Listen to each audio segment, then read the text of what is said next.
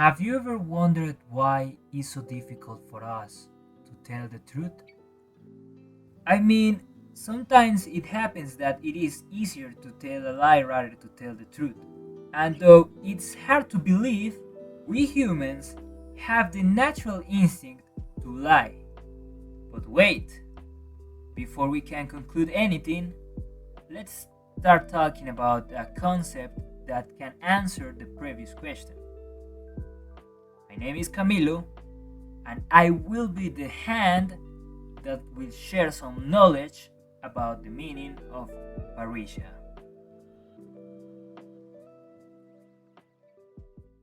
Okay, but what the hell is Parrhesia? Let's start by saying that this word dates back to ancient Greece. The term first appears in Greek literature when used by Euripides, and might be found in ancient Greek texts from the end of the 5th century before Christ until the 5th century after Christ. It implies not only freedom of speech, but the obligation to speak the truth for the common good, even at personal risk. Well, now we know what does Parrhesia mean. I want to tell you about the 5 categories or characteristics that are decisive when putting this activity into practice.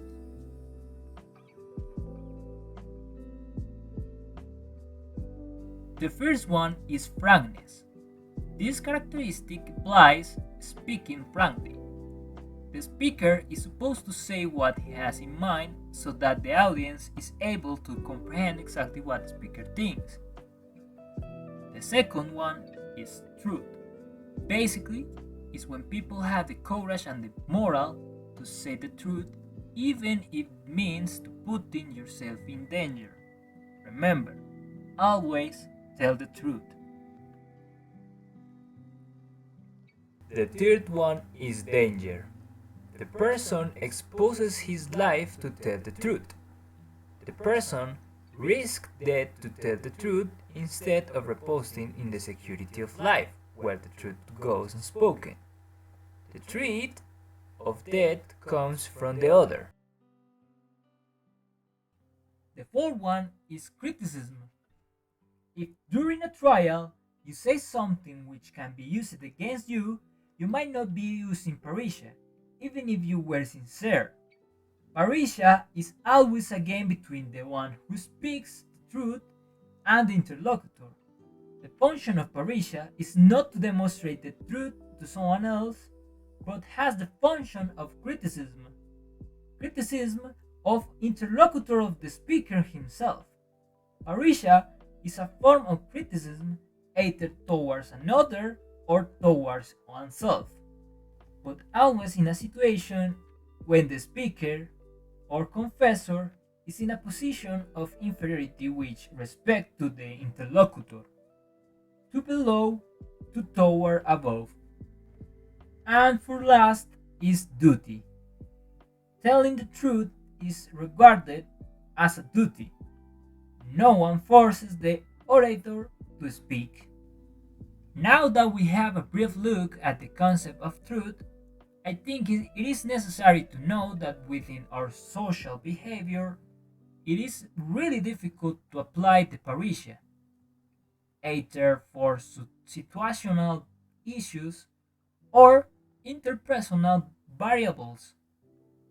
Let's hear what my friend Samuel thinks about the word Parrhesia and the difficulty of telling the truth.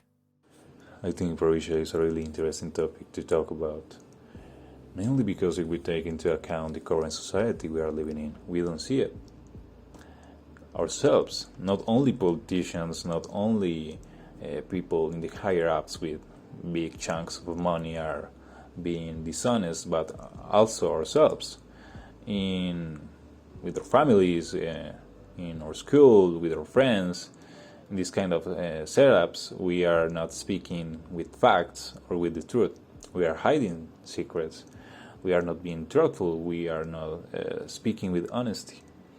And I think this is a problem because we should be able to have freedom of speech, which we already have in some kind of form, but also we need to have the obligation to speak with the truth for a common good, because this is a better way to solve our problems and to pop that bubble, because I think we are kind of in a bubble when it comes to Parrhesia and how we treat the truth and the facts.